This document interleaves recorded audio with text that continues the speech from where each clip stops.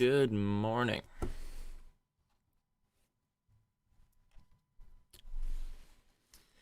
It is October 16th, 2021. This is the fifth weekly AMA and presentation of Shade Protocol.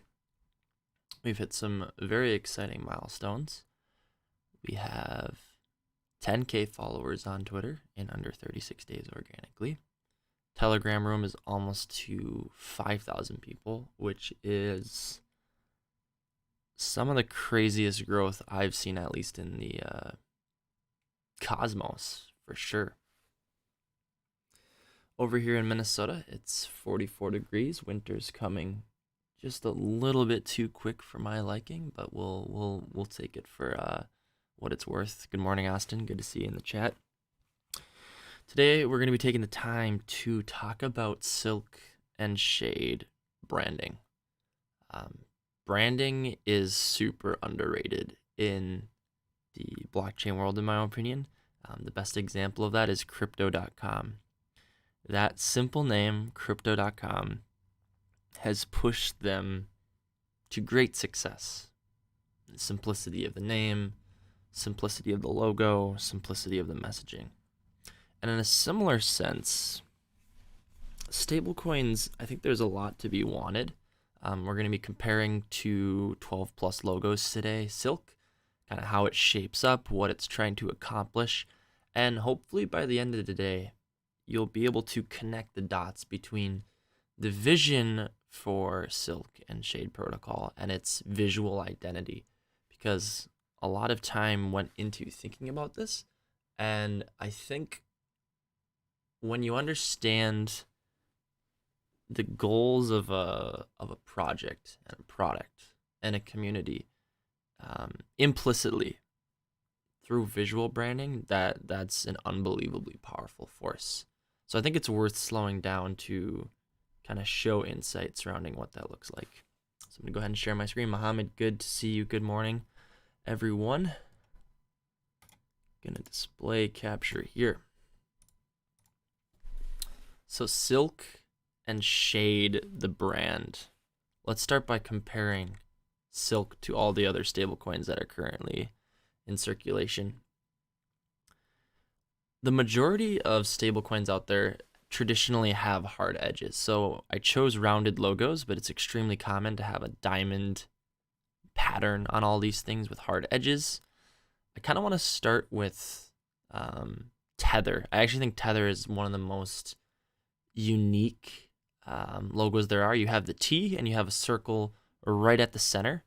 It kind of implies a fixed point.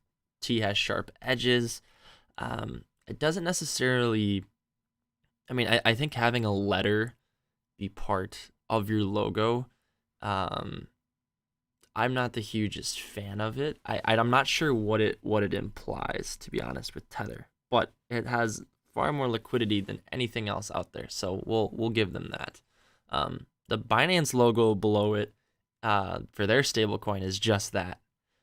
It's literally their stablecoin branding is Binance, which, depending on how Binance scales, that logo could be brilliant or it could be very limiting in some ways, because an exchange doesn't necessarily have global relevance.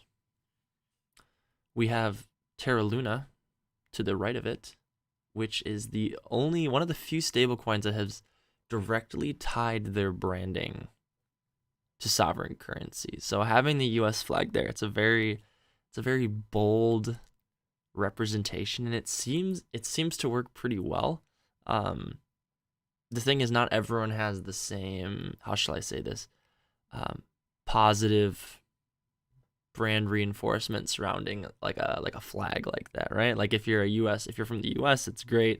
If you're not from the US, it has mixed connotations, which is why there's a unique stable coin for all the different countries. That's kind of the goal of the Terra Luna ecosystem, is to kind of match sovereign currencies one to one. And you'll see that Silk really stands out from the rest of the logos in the pack here. And it's not just because it's in the center. It's because we looked at every single logo that currently exists in the stablecoin space, and Silk does something very unique. Also, to the right of Silk, whatever you do, don't have a pyramid for a logo. I would not recommend having your stablecoin look like a literal pyramid scheme. That oh, I kind of get it. Or a hashtag upper right hand corner. There's like so much. I think that's Frax. Frax is the name of that stablecoin. The like hashtag already has like a significance behind it on social media. I think it was implied. It was intended to be like a target with the like kind of the hashtag, but that branding is just not ideal in the upper right hand corner. I suppose I can like hover my mouse. You guys can't see the mouse right here. So Silk and Shade, the interplay between the two, we kind of wanted a yin and yang type of relationship where we have the darker tones for Shade, and Silk has, you know, it's a very simplistic colors. Blue implies safety. You'll notice that a lot of the brands on here are using very like warm and like relaxed coloring. It's part of the reason why the hashtag logo with black is a very aggressive. Similarly, Binance's yellow logo is pretty aggressive as well, just in terms of color palettes. So generally you'll see greens and blues. It's just very basic like branding psychology of colors. So having Silk be blue gradient, I should say, is right in line with what's kind of expected in the stablecoin world.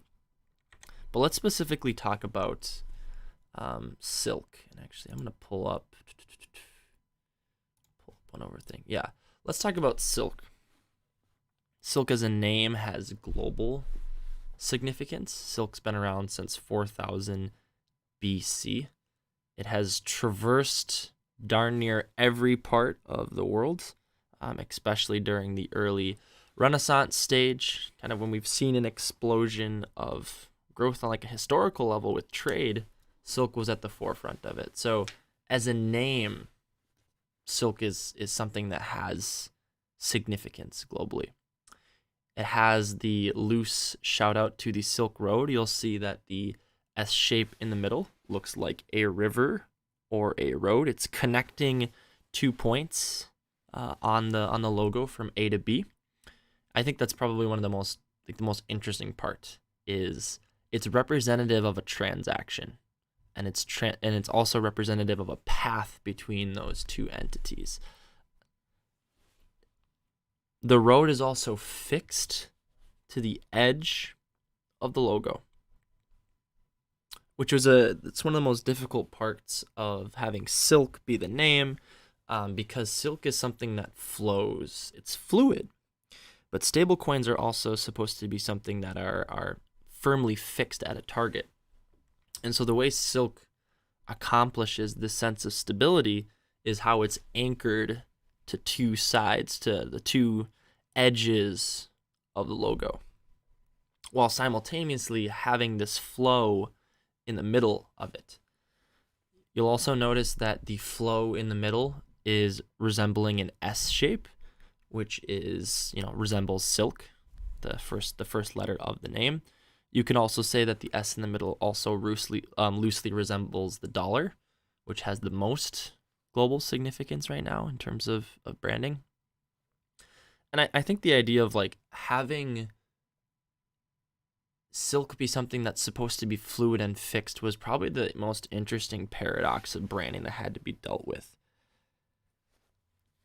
And I think we accomplished it with this fluidity in the middle, fixed on the edges, and it truly sticks out within the crowd. And I think that's going to be a very long-term advantage for Silk. Just this well thought out logo that's just distinctly unique from the rest of the stablecoins. I think the focus on fluidity versus kind of the fixed hard edge / sovereign angle is it's a bold move. But I think it's going to be instantly recognizable once there's enough adoption attached to it.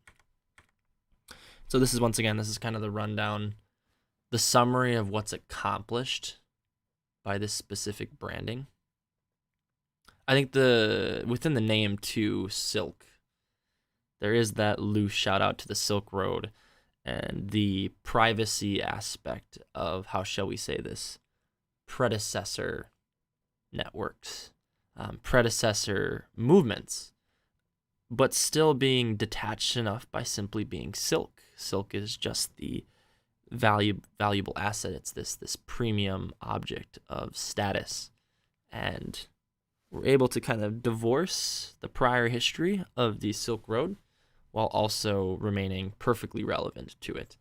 And Silk Road branding back in the day, during its more nefarious times, was brilliant branding, because the Silk Road was one of the most important trade routes of the entire world, connecting Asia to Europe in, a very convenient and valuable way.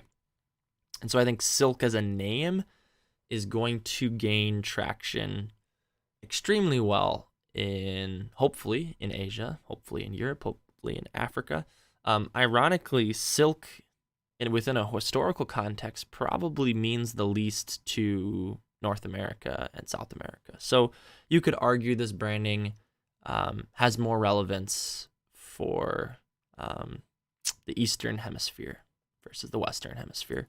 We're kind of aware of that dynamic. That'll be intriguing to see how that plays out, if that has an impact at all, if this particular set of ideas gains traction implicitly other places more so than in the US. So that's a quick rundown of the branding.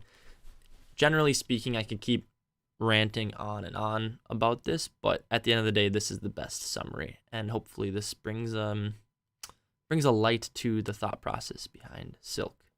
And shade is an interesting one. Why shade protocol? I'll be honest on the background of the naming of shade protocol.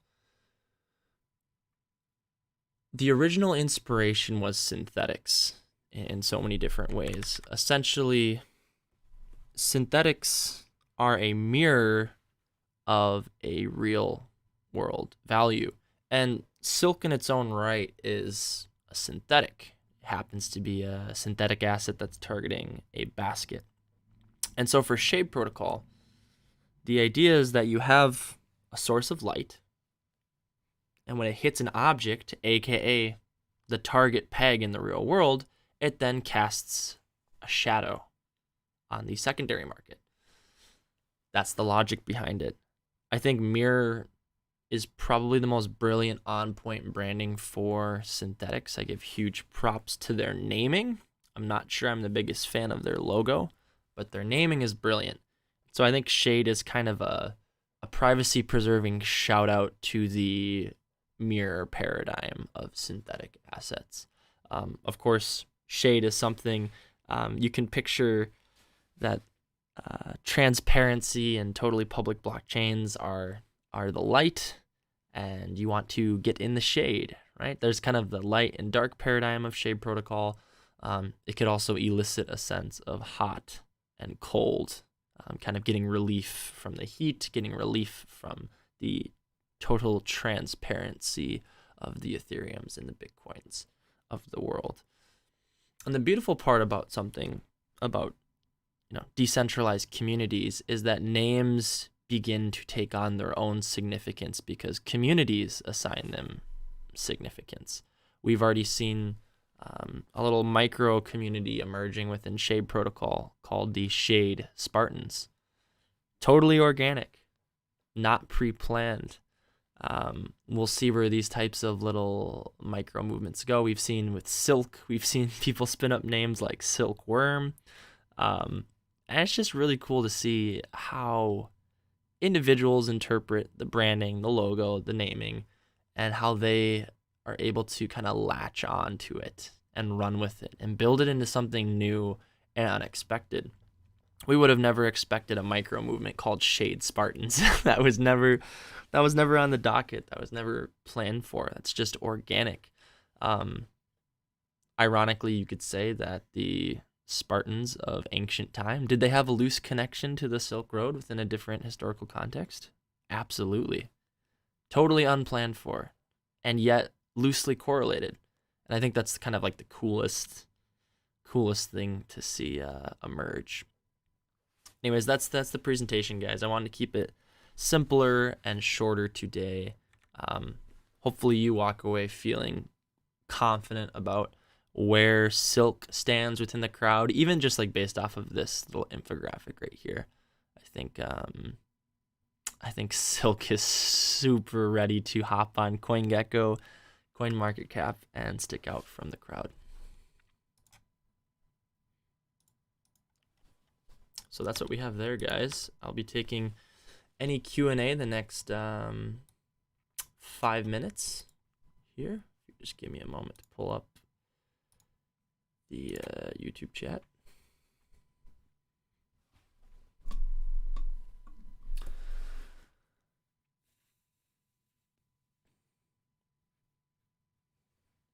Cool. Well, I will give any questions. We are ready.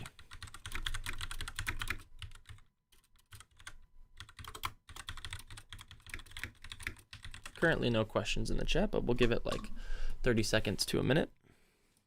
You know, on the market side of things, Bitcoin's killing it right now. We should always cheer Bitcoin on. It tends to elicit larger price movements. So Bitcoin's market cap's almost at 1.2 billion. Ethereum is up to nearly, or 1.2 trillion, I should say, for Bitcoin. Ethereum's almost up to $500 billion. I mean, this is just beautiful price movement and one of the largest transfers of wealth from legacy systems to a new system that we've ever seen. You love to see it. Definitely cheer away.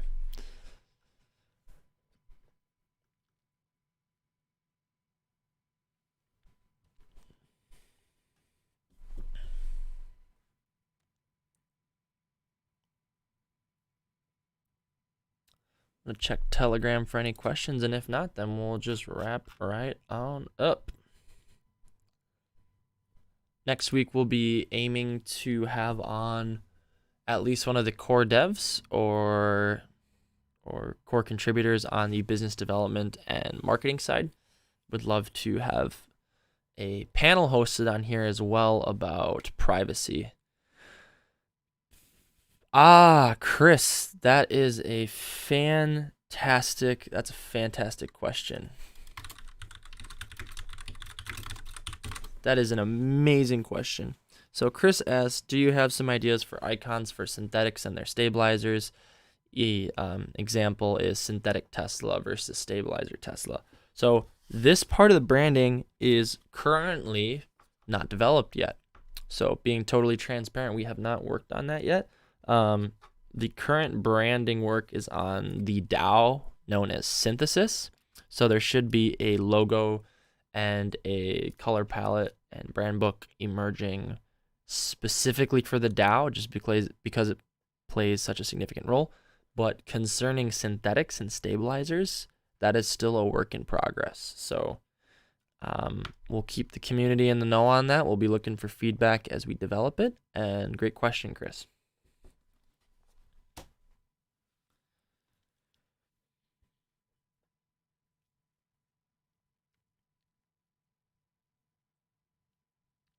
All right, guys. Well, I hope you had a wonderful Saturday morning. Enjoy your day off of work, hopefully, unless you work 7 days a week. In that case, I wish you luck.